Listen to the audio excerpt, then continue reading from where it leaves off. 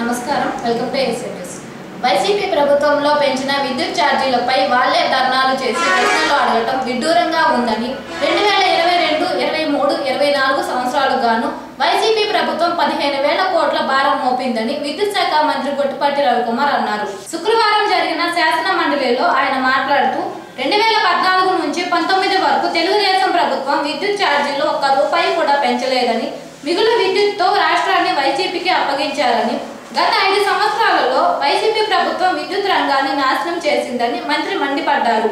జగన్ అనాలోచిత చర్యలతో నాడు 9 సార్లు విద్యుత్ ఛార్జీలు పెంచి భారం మోపారని, రాష్ట్రానికి వచ్చే పెట్టుబడులు కూడా వైసీపీ నాయకులు తరిమి కొట్టారన్నారు.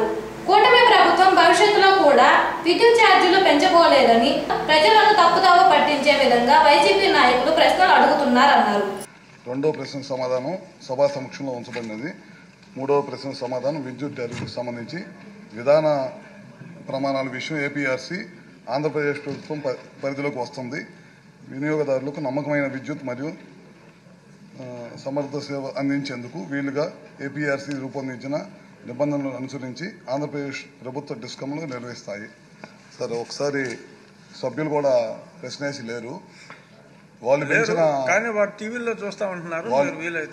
పెంచిన విద్యుత్ ఛార్జీలకి వాళ్లే ప్రశ్నలు వేయటం, అదేవిధంగా వాళ్ళు పెంచిన విద్యుత్ ఛార్జీలకి వాళ్లే ధర్నాలకు పిలుపునియటం అన్నీ కూడా కొత్త సాంప్రదాయానికి తలనెత్తున్నారు సార్. ముఖ్యంగా 2022, 23, 24 సంవత్సరాలకు సంబంధించి fuel and power purchase charges దాదాపు పెద్ద ఎత్తున వాళ్ళు ప్రజల మీద భారం మోపి దాదాపు 15,000 కోట్ల పైన ప్రజల మీద భారం వేయటం కూడా జరిగింది సార్.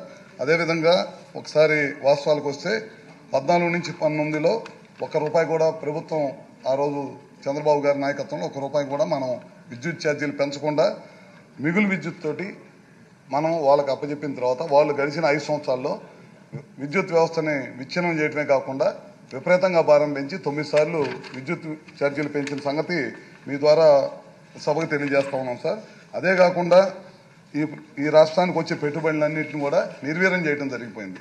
దాదాపు 14 నుంచి 19 సంవత్సరాల్లో దాదాపు 7 నుంచి 8 గిగావాట్ల రెన్యూబుల్ ఎనర్జీని మనం ఈ రాష్ట్రంలోకి తీసుకురావడం జరిగింది. చాలా పెద్ద ఎత్తున తీసుకొచ్చిన దానికి ఆ రోజు వచ్చిన ఇంత పెద్ద ఎత్తున పెట్టుబడులు వచ్చినాయనే ఉద్దేశంతో వీళ్ళందరూ కూడా పవర్ని తీసుకోకుండా పవర్ షట్ డౌన్ చేసేసి చాలా పెద్ద ఎత్తున పవర్ పర్చేజ్ చేయటం వల్ల ఈ భారం ప్రజల మీద పడిందనేది మీ ద్వారా తెలియజేస్తా ఉన్నాను.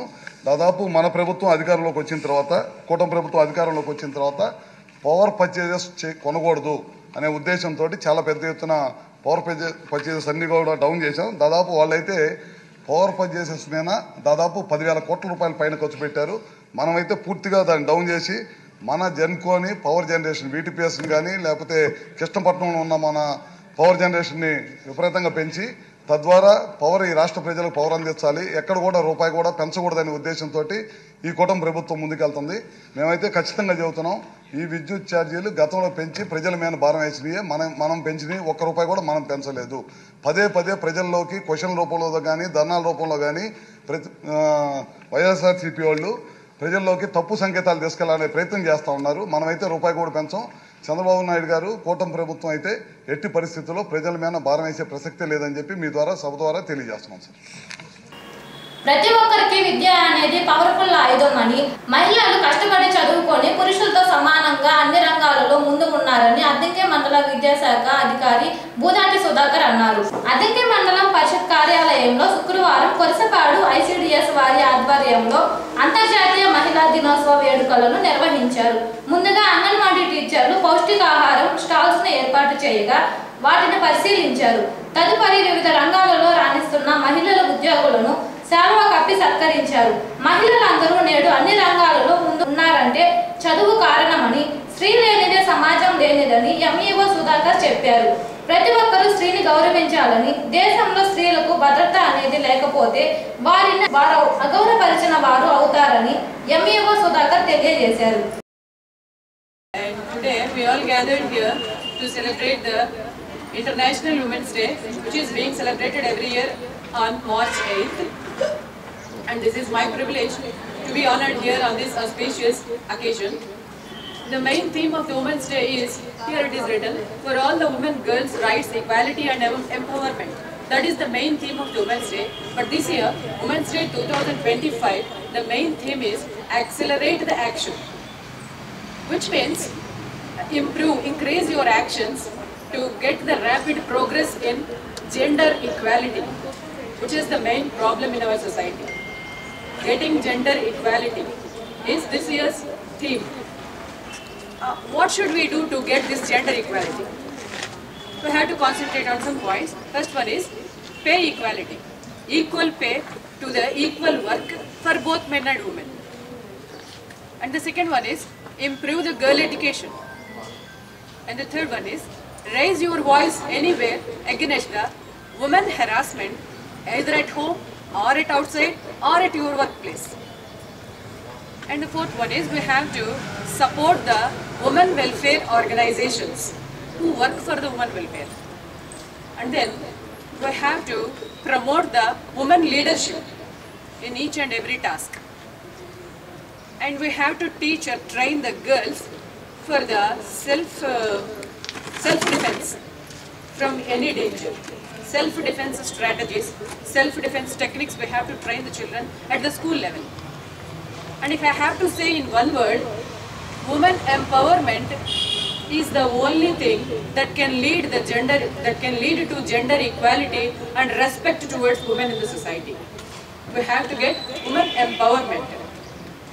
And mainly we have to concentrate on 3 points if we have to be empowered as a woman. We have to concentrate on 3 points mainly. లేదు కాకపోతే చెప్పేది ఏంటంటే మీరు పిల్లలు కాబట్టి రేపు భవిష్యత్తులో మీరు కూడా మాలాగా అవుతారు కాబట్టి దానికి సంబంధించి మీకు ఒక 2 విషయాలు మాత్రమే నేను చెప్తాను. ఎంతమంది నిద్ర లేచిన తర్వాత తల్లిదండ్రుల పాదాలకు నమస్కారం చేస్తున్నారు? లేదు కదా, చెయ్యాలి. మనకి ప్రత్యక్ష దైవాలు ఎవరు అంటే తల్లి తండ్రి. అర్థమవుతుందా? మన మంచి కోరుకునే వాళ్ళు మన తల్లి తండ్రి. మనం హ్యాపీగా ఉంటే వాళ్ళు హ్యాపీగా ఫీల్ అవుతారు. వాళ్ళ హ్యాపీనెస్ లో కూడా చాలా సాక్రిఫైస్ చేసి మనకి ఇస్తారు. అర్థమవుతుందా? అది తల్లిదండ్రులకి మనం ఇచ్చే గిఫ్ట్. ఇప్పటి నుంచే ఏంటి అంటే వాళ్ళ పాదాలకు ఉదయం లేవగానే నమస్కారం పెడితే భగవంతుడికి నమస్కారం పెట్టినట్టు. మనకి మన లైఫ్ లో కూడా అన్ని చాలా పాజిటివ్ గా జరుగుతాయి అన్నమాట. నెగిటివ్ అనేది మన మైండ్ లోకి రాదు, మన ఒంట్లోకి కూడా రాదు. మేడం ఇందాక చెప్పారు, మేడం చెప్పారు, ఒక వయసు వచ్చిన తర్వాత ఆడపిల్లకి వేరే వేరే ఆలోచనలు, అది ఆ వయసు రీత్యా అది ఆటోమేటిక్గా వస్తుంది. మీరు ఈ కార్యక్రమం మొదలుపెట్టి చేసినట్లయితే మీకు అలాంటివి కూడా రాదు. మీరు మానసికంగా కానీ శారీరకంగా కానీ చాలా బలంగా ఉంటారు. మీ ఫ్రెండ్స్కి కూడా మీరు సలహాలు చెప్తారు.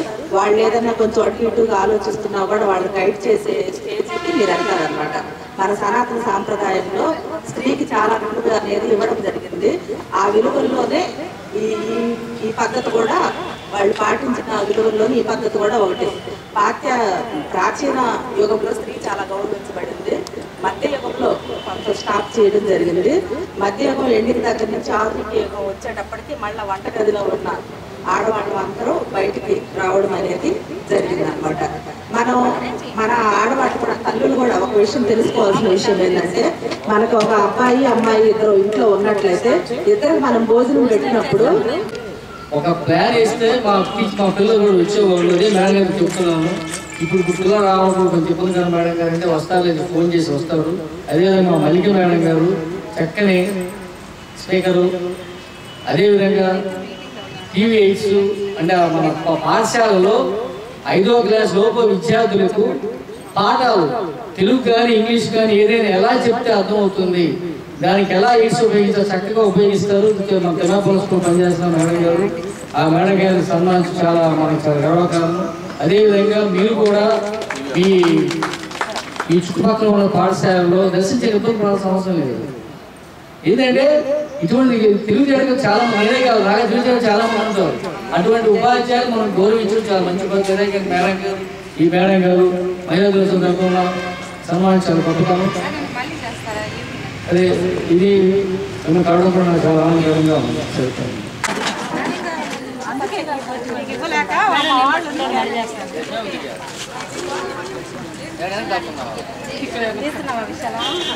లేదా వాణి అందరూ తప్పట్టు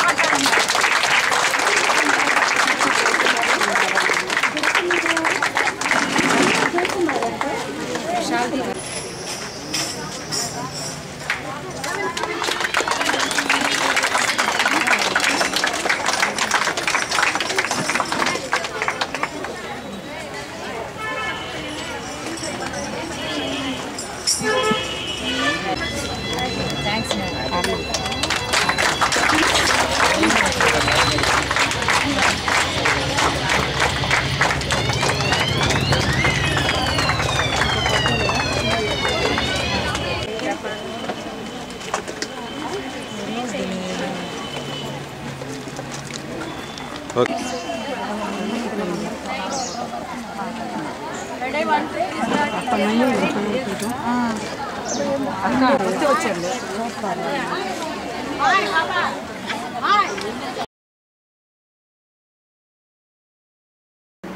అప్పుల బాధ తట్టుకోలేక ఇంట్లో ఉరి వేసుకొని ఆత్మహత్య చేసుకున్న సంఘటన అద్దంకి మండలం తిమ్మాయపాలెం గ్రామంలో చోటు చేసుకుంది.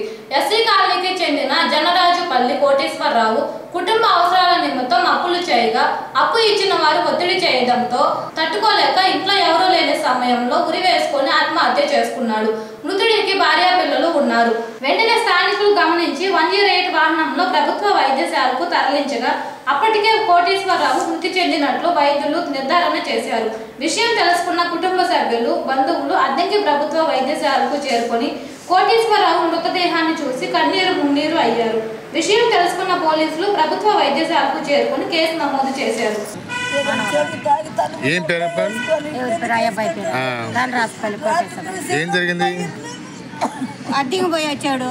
ఆ అమ్మాయి బయట పడుకొని దేవుకుని జామున ఆ అబ్బాయి ఇంట్లో పడుకొని ఊరేసుకొని చచ్చిపోయాడు. ఏదన్నా అప్పులు బొప్పులు ఉండి ఆ అమ్మాయికి కూడా తెలియదు అయ్యా.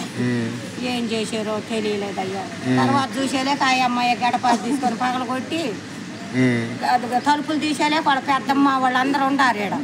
అందరం పరిగెత్తేలేక పడిపోయాడు. తీసి కింద బండేసేలేక చల్లంగా వచ్చింది. హాస్పిటల్కి తీసుకొని వచ్చారు అయ్యా. వాళ్ళ పెద్దమ్మ కొడుకులు వచ్చారు. 7 గంటలకు, ఉదయం 7 గంటలప్పుడు. 6 గంటలకు అద్దెంకి కూడా పోయి వచ్చారు అయ్య. ఇద్దరు ముందు తాగుతాడు. ముందు తాగితే ఆ అమ్మాయిని తీసుకొని పోతాడు ముందుకి. తాగి వచ్చారు. మరి ఎట్ట అరుచుకొని కూడా అరుచుకోలేదు అయ్యా. ఏదన్నా అప్పులు పప్పులు ఉండయ్యాని అప్పులు మీద పోయేడు అలా ఉంది.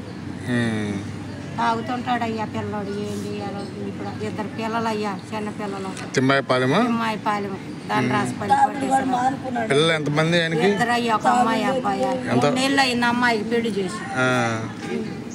3 నెలలు అయిందా. ఇదిగో అయ్యా వాళ్ళ పెద్దమ్మ ఏమయ్యా.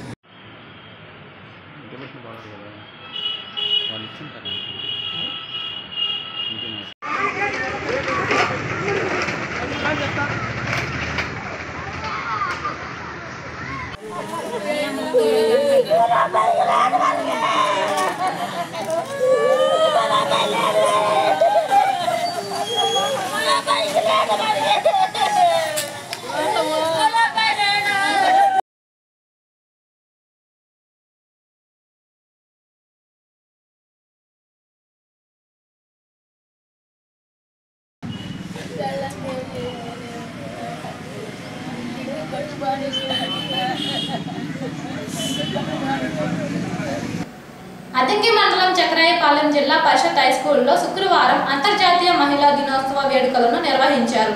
ముందుగా హై స్కూల్లో ఉన్న మహిళా ఉపాధ్యాయులు high school HM KV Srinivasarao కలిసి శాల్వా కప్పి సత్కరించారు. మహిళలు గొప్పతనం గురించి వివరించారు. అలాగే సింగరకొండ వద్ద ఉన్న కేఆర్కే డిగ్రీ కళాశాలలో శుక్రవారం అంతర్జాతీయ మహిళా దినోత్సవం వేడుకలు జరిగాయి. ప్రిన్సిపల్ మోహన్ రావు మహిళా అధ్యాపకురాలను శాల్వా కప్పి సత్కరించి మహిళా శక్తి గురించి వివరించారు. నేటి కాలంలో మహిళలు వంటింటికే పరిమితం కావటం లేదని, కష్టపడి చదువుకొని ఎంతో మందికి ఆదర్శంగా నిలబడి వివిధ రంగాలలో రాణించడం జరిగిందని మోహన్ రావు చెప్పారు. స్త్రీని గౌరవించుకోవాల్సిన బాధ్యత అందరిపై ఉందన్నారు.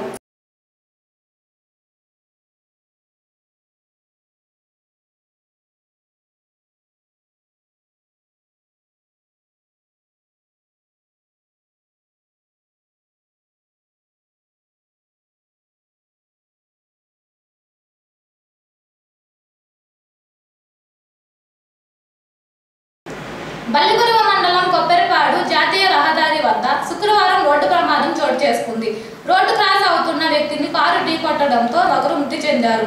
మృతి చెందిన వ్యక్తి బల్లిగురువ మండలం కోకట్లపల్లి గ్రామానికి చెందిన పున్నయ్యగా గుర్తించి స్థానికులు పోలీసులకు సమాచారం ఇచ్చారు.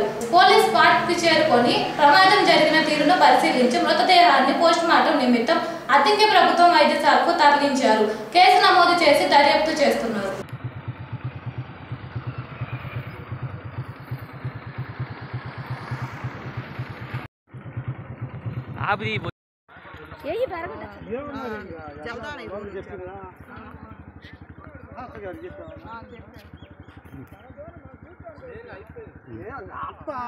ఏసీ న్యూస్ సమాప్తం. నమస్కారం.